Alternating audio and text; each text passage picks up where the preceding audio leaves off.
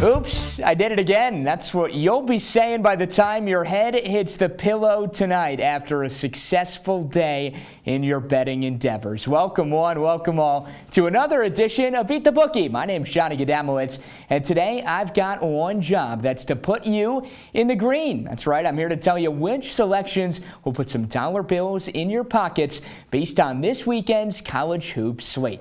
We're officially just 5 weeks away from Selection Sunday, which means it's time for you to discover which teams are contenders and which teams are pretenders. But hey, before we hop into my picks for the day, let's take a look at how Cameron Ezair fared on this very program last week. And well, Cam, hey, it's been worse, but you're still not in the green. Cam barely in the negatives after he hit on a couple of big ones, but ultimately not setting the bar very high. But don't fear, Johnny G is here. So with that, let's dive into this week's slate. And we will start out with our big games, and we'll travel to Ames, where the Cyclones of Iowa State have not lost on home court all year.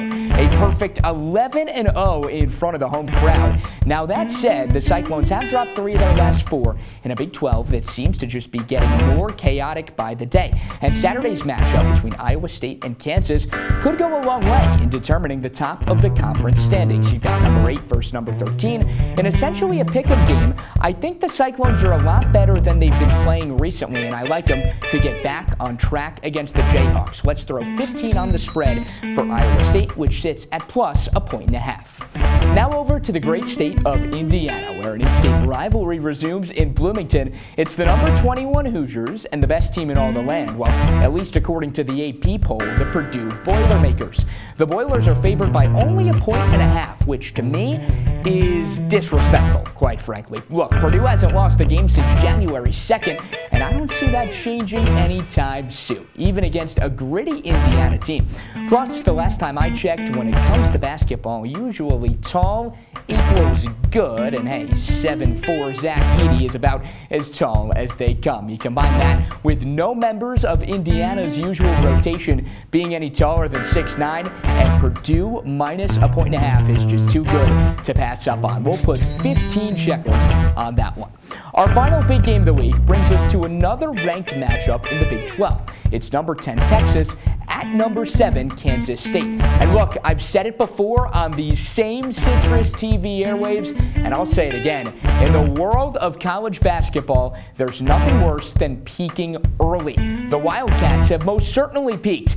They've already been to the mountaintop, and now they're tumbling on down a slippery slope.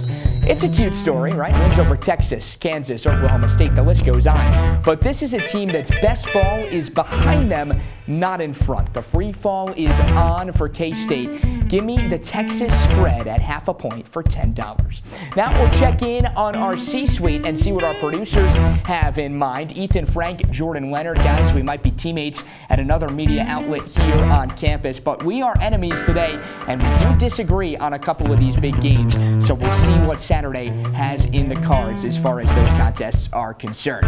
Now, we'll move on to some of my other picks for the week. I do like Kentucky to cover the 4.5 points against Florida. I think Oscar Tshiebwe is going to have his way with the Gators defense, one of the best players in the nation. And look, boy, is he due. Hasn't scored more than 18 points in any of his previous 4 games. $10 on the Wildcats to cover. Next up, we'll move to the Garden State and have a look at Rutgers, Michigan State, and Madison Square Garden. If there's one thing I know about the Scarlet Knights, it's that they can defend the cup. Rutgers leads the Big Ten in scoring defense, holding teams to under 60 points a game. Not to mention, they're going up against a Spartan squad that has the Big Ten's 4th worst scoring offense. And hey, everyone knows it's no fun betting the under, except for when you're right. And in this case, we're rocking the under at 126.5 for MSU and Rutgers. $15 on that one. For my final pick of this segment, it's Villanova and it's Creighton. And the Blue Jays have really just been walloping teams. Winners of their last 5 by an average margin of victory of 16 points. Their next victim, well, that would be the Villanova Wildcats.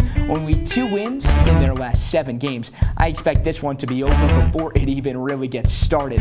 Creighton will have no issue covering the 9.5 on home court. We'll put 15 on that as well. Now let's shift gears over to my dog of the week. It's not very often that these two words are mentioned in the same sentence. Gonzaga and underdog. It just sounds wrong, like scrambled eggs and ketchup. But believe it or not, it's crazy what a loss to Loyola Marymount will do for you as far as the odds makers are concerned. And let me be abundantly clear, I don't really like Gonzaga long term. I think they're too reliant on Drew Timme. I don't think they're nearly as athletic as they've been in years past. Probably a 3 seed at best if we're talking NCAA tournament, but an underdog, especially a 3.5 point underdog, come on now, let's put some respect and $5 while we're at it on Mark Few's name against St. Mary's. Next up, we'll set our sights on the future, and in case you missed it, yesterday was Michael Jordan Day, February 3rd, 2023. You do your math and carry your ones, that's 2-3-2-3. So let's pay a little homage to the greatest player of all time and take his UNC Tar Heels to get to the Final Four. That's right, a Carolina team that is currently on the outside looking in of the AP Top 25 poll. But let's not forget, preseason #1, and for pretty good reason. The Heels have one of the best players in the nation in Armando Bacot. And oh yeah, they returned pretty much everybody from last year's squad that made it all the way to the Natty. I know it's been an underwhelming performance from year 2 for Hubert Davis, but don't sleep on Carolina to bust some brackets come March. And the best part about it, at pretty good value, plus 1,200. Thank me later. Now look, I'll be the first to admit I'm not really a huge parlay guy, especially for a sport like college basketball that's not very easy to bet in the first place. So I'll preface this next portion of our program by saying I only bet parlays when, well, I'm feeling pretty good about them, and that's the case here. I like 3 teams to cover their respective spreads. Auburn plus 9.5 against Tennessee, Duke minus 3.5 against Carolina, and UConn minus 14.5 over Georgetown. We'll start with Auburn, and look, Tennessee just really doesn't excite me that much. Coming off a loss to Florida where they put up only 54 points. Their last 3 games against ranked teams, they're 2-1, but just as easily could be 1-2. They barely escaped Maryland back in December. They might win the game, but not by more than 8 points against a tough Auburn team. As far as Duke, I mentioned earlier, I'm really high on Carolina long term, but everybody knows Cameron Indoor is just such a tough place to go to and walk away with the victory. The Blue Devils 11-0 at home this season, and for good reason. I like Duke's spread at 2.5. And finally, UConn and Georgetown. I know 14.5 is a lot of points, but hey, come on, need I say more? It's Georgetown. The best part about this parlay too, $5 to win you over 30. So, finally, let's do a quick recap of our entire slate. Big games, I've got Iowa State plus 0.5 point against Kansas, Purdue to cover 1.5 on the road against Indiana, and Texas plus 1 on the road against Kansas State. For my future, we'll look into our crystal ball and rock North Carolina to the Final Four. And as for my dog of the week, I've got the Zags on the money line in a WCC clash against St. Mary's. For the parlay, Auburn, Duke, and UConn will each take care of the spread in their respective games as well. Well, hey, that's just about going to do it for this edition of Beat the Bookie. I've been Johnny Gadamowitz. Thanks so much for tuning in. For our producers, Ethan Frank and Jordan Leonard, everyone here at Citrus TV, saying so long, have fun, and go win some cash this week.